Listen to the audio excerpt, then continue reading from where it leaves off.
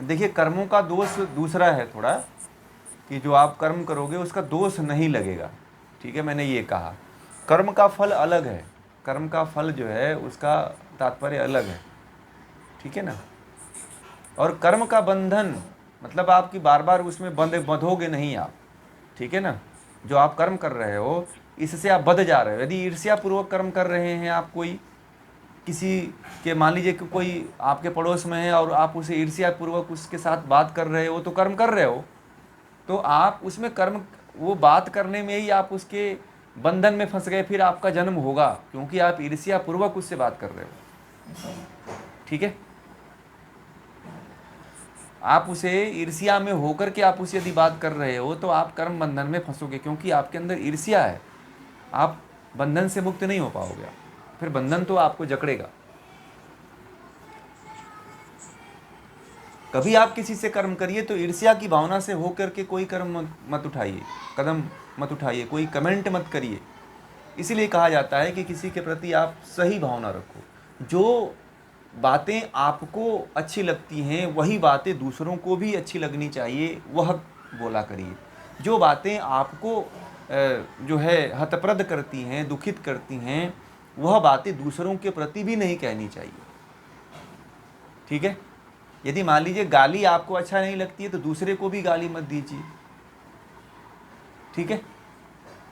गंदा भोजन आपको नहीं अच्छा लगता है, सड़ा हुआ भोजन, बासी भोजन आपको अच्छा नहीं लगता है, तो दूसरे को भी मत दीजिए बासी भोजन, गंदा भोजन। ठीक है।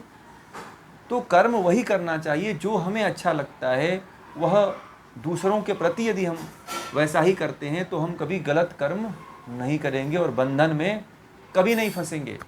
ये जो मूल मूल मंत्र बताते हैं ना, आप इसको नोट करके रखा करिए। आप बड़े काम की चीज़ है, आपके जीवन को बदल सकता है।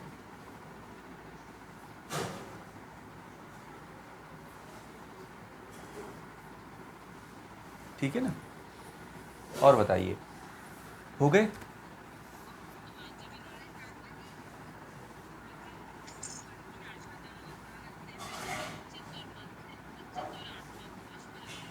हम्म।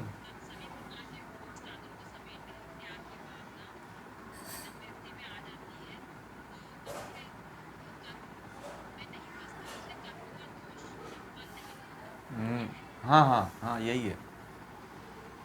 तो नहीं नहीं नहीं, ये तो कर्मों का, ये कोई उसका दोष नहीं लगता। जैसे कोई कर्म करोगे ना तो उसका आपको, उसका मतलब कि फल बुरा या अच्छा प्रभाव नहीं पड़ेगा। कहने का मतलब ये है, बुरा कोई प्रभाव नहीं पड़ेगा, कोई बुरा प्रभाव नहीं पड़ेगा, अच्छा प्रभाव पड़ेगा। ठीक है, कहने का मतलब ये है। और आप बंधन में नहीं पड़ोगे, फिर आपका जन्म नहीं होगा। और उसका, जैसे कि इस तरह से यदि आप कर्म करते हो तो आपको जन्म नहीं लेना पड़ेगा भोगने के लिए। आपको दुख नहीं होगा, कष्ट नहीं होगा, पीड़ा नहीं होगा, कोई रोग नहीं होगा, कोई व्याधि नहीं होगा। कहने का मतलब ये है। दोष का मतलब ये है, बंधन का मतलब ये है कि बंधन में पड़ गए तो इसका मतलब कि संसार में जन्म लेकर दुख भोगना पड़ेगा। दोष का मतलब ये है कि संसार में जन्म लेकर के आपको दुख भोगना पड़ेगा, इसीलिए बंधन में फंस गए। तो आप जो यदि ईर्ष्या किसी से करते हो तो इसका फल आपको भोगना पड़ेगा। किसी से क्रोध करते हो तो इसका भी फल आपको भोगना पड़ेगा। किसी से द्वेष करते हो तो उसका भी फल आपको भोगना पड़ेगा। और आपके जो कर्म होंगे वो बंधन में आपको फंसाएंगे। बंधन में मतलब कि अगला जन्म आपका तय हो गया। ठीक है। अगला जन्म आप बना लिए, उसकी नींव डाल रहे हैं, बुनियाद खड़ी कर रहे हैं आप। इसी जन्म में आप अगले जन्म की बुनियाद डाल रहे हैं अपने कर्मों के द्वारा। आप लोगों को पता है कि आप लोग अपने अगले जन्म की बुनियाद इसी जन्म में डाल देते हैं। परमात्मा तो बस केवल मुहर लगा देता है। और हर व्यक्ति को पता है कि मैं अपने अगले जन्म की बुनियाद गाड़ चुका हूं। मैं, जो अच्छा कर्म करता है उसको पता होता है। ठीक है, कि वह व्यक्ति कहाँ जाएगा, किस जगह जाएगा। एक कथा आती है, मैंने, पौराणिक कथा है, तो उसमें उसका है कथा, परंतु बहुत मार्मिक कथा है वो। उस कथा के भाव को आप लोग समझिएगा। मैं आपको बताऊं, एक कहानी है, छोटी सी कहानी है, कि एक व्यक्ति था, वह जो है नालंदा विश्वविद्यालय से पढ़ कर के आया था। काशी का व्यक्ति था, काशी में रहता था, उसका निवास स्थान काशी में था और नालंदा विश्वविद्यालय से, नालंदा और तक्षशिला विश्वविद्यालय से पढ़ करके आया था, बड़ा विद्वान व्यक्ति था। तो वह अपने साथ जब आया तो अपने साथ बहुत पुस्तकों की गठरी लेकर के आया और सिर पर रख करके जा रहा था। जब जा रहा था तो रास्ते में एक वैश्या का कोठा दिखा, तो बरामदे और आमदे बने थे, तो बहुत तेज बारिश आ गई। ठीक है, बहुत तेज बारिश आ गई और वो जो जो पढ़ कर के आया था व्यक्ति, जो विद्वान व्यक्ति था नालंदा विश्वविद्यालय से, तो वह अपनी पुस्तकों को बचाने के लिए जो है वो जो वैश्या का कोठा था उसके किनारे जो बरामदे बने हुए थे वहाँ पे अपनी पुस्तकें रख करके वहीं पे रुक गया कि पुस्तकें भीगेंगी नहीं। ठीक है, तो वह एक वैश्या का कोठा था और वह जहाँ पे उसका कोठा था उसके बगल से जो है उसके कुछ दूरी पे जो है शमशान घाट था। ठीक है, तो वहाँ पे कुछ व्यक्ति, एक व्यक्ति को लाश लेकर के आए, बारिश में ही भीगते हुए कुछ लोग एक लाश को लेकर के गए। तो वहाँ से किसी ने पूछा उस वैश्या से कि अरे यह व्यक्ति जो है स्वर्ग में गया है कि नरक में गया है, चिल्ला करके किसी ने पूछा। तो उस वैश्या ने, कोठे से एक वैश्या ने बोली, जो वैश्या थी प्रमुख थी उसकी, तो बोली कि यह व्यक्ति नरक में गया है।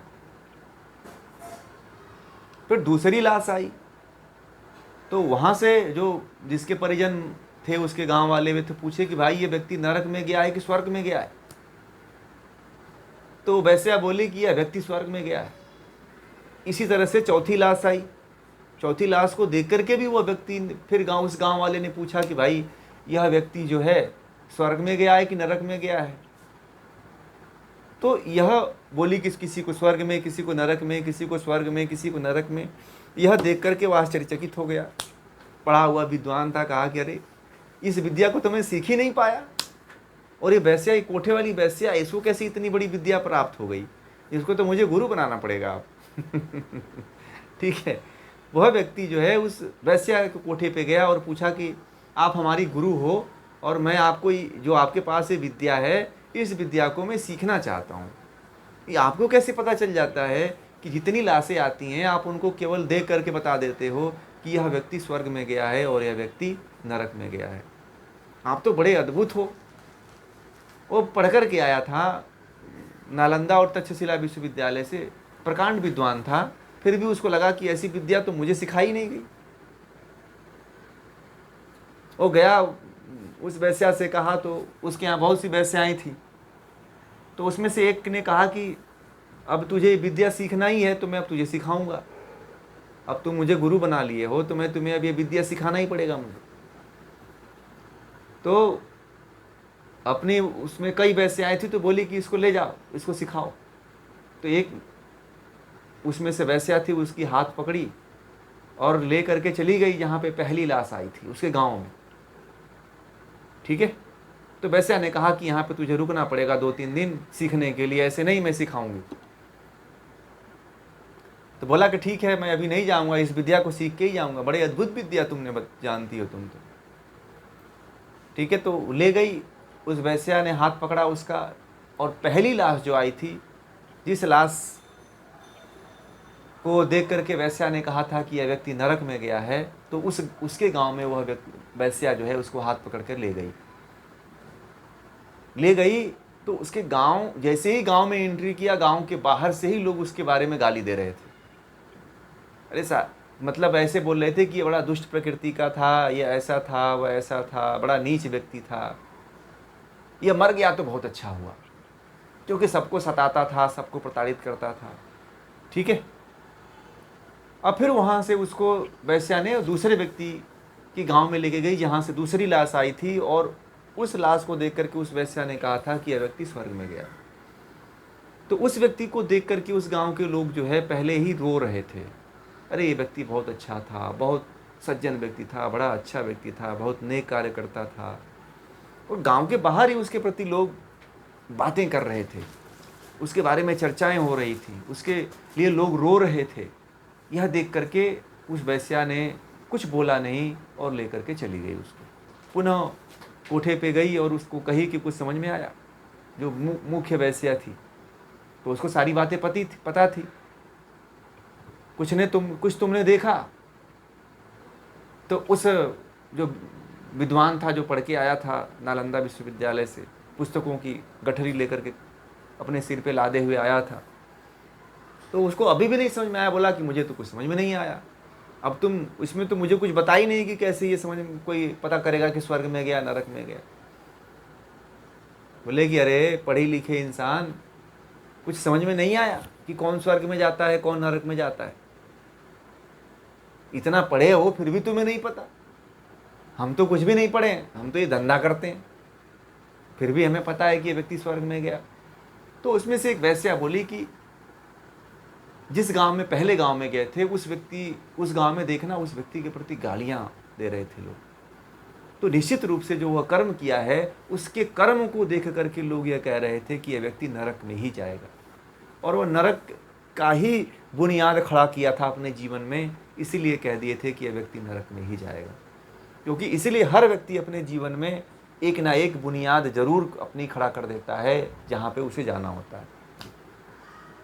फिर दूसरे के लाश के बारे में बताई वह वैश्या कि जिस गांव में गए वो बड़ा नेक इंसान था, इसलिए वो अपने कर्मों के द्वारा जो है अपनी बुनियाद वह खड़ा कर चुका था।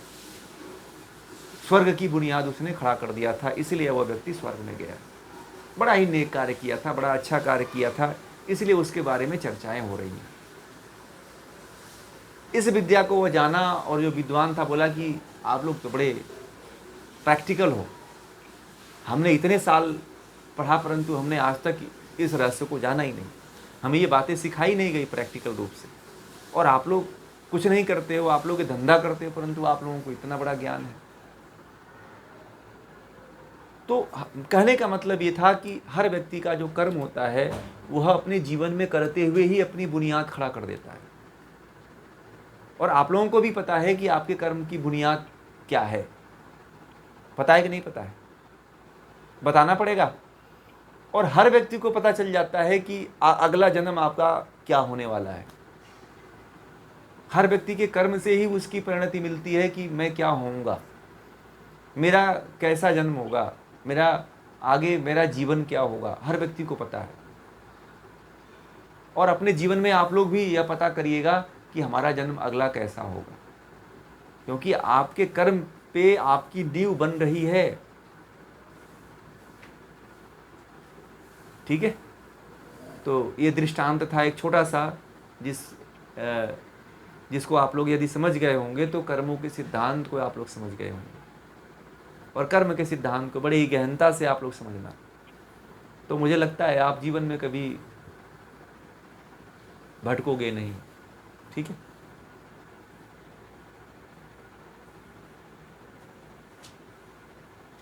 समझ में आ गया ना? और कोई प्रश्न तो नहीं है?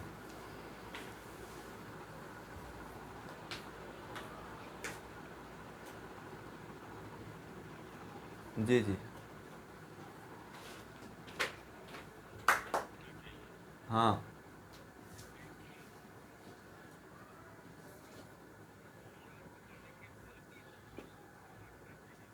हाँ, पूर्ण पुरुषार्थ यदि करते हैं तो संतोष रखिए। पूर्ण पुरुषार्थ तो जरूरी है। आप कोई भी कार्य करते हैं ना, आप कोई भी कार्य करते हैं तो उसमें पूर्ण पुरुषार्थ जरूरी है। क्योंकि आप पूर्ण पुरुषार्थ नहीं करोगे तो आपको आत्मसंतुष्टि आएगी कहाँ से? फिर तो आप लालच, मतलब कि जो पूर्ण पुरुषार्थ नहीं करता है, यदि आपने 100% यदि पूर्ण पुरुषार्थ किया है तो संतोष तो मतलब स्वतः ही आ जाता है। ठीक है? परंतु जो व्यक्ति पूर्ण पुरुषार्थ नहीं करता है उस व्यक्ति के अंदर लालच ज़्यादा होती है। ठीक है? जो व्यक्ति कम मेहनत करता है ना, वह व्यक्ति ज़्यादा लालची होता है। ठीक है? और जो ज़्यादा मेहनत करता है, देखिएगा वह व्यक्ति, उस व्यक्ति के अंदर लालच नहीं होती है। होती है क्या? नहीं होती है। और जो व्यक्ति जो कामचोर होते हैं, जो मेहनत नहीं करते हैं, जो मेहनत से कमाई नहीं करते हैं, वो व्यक्ति हमेशा ये इच्छा रखता है कि कहीं से मुझे धन मिल जाए, कोई मुझे धन दे दे।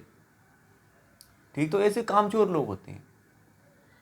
मेहनत करिए, पुरुषार्थ करिए तो संतुष्टि खुद आ जाती है।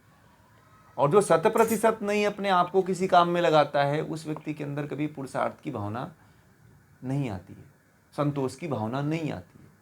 संतोष उसी के अंदर आ सकता है जो कोई भी काम को 100% करता है। करने का प्रयास करिए, 100% नहीं होता है, 50% तो करिए, 50% तो करिए, अपना कुछ तो उसमें झोंकिए। ठीक है, इतना तो करना चाहिए। आजकल लोगों के अंदर यही समस्या है कि पूर्ण पुरुषार्थ कोई नहीं करना चाहता है, और फल की इच्छा ज़्यादा होती है कि मुझे ये मिल जाए, मुझे वो मिल जाए, मुझे फलाना मिल जाए। तो इसीलिए दुख होता है, इसीलिए समस्याएं आती है और कर्म अकर्म हो जाता है।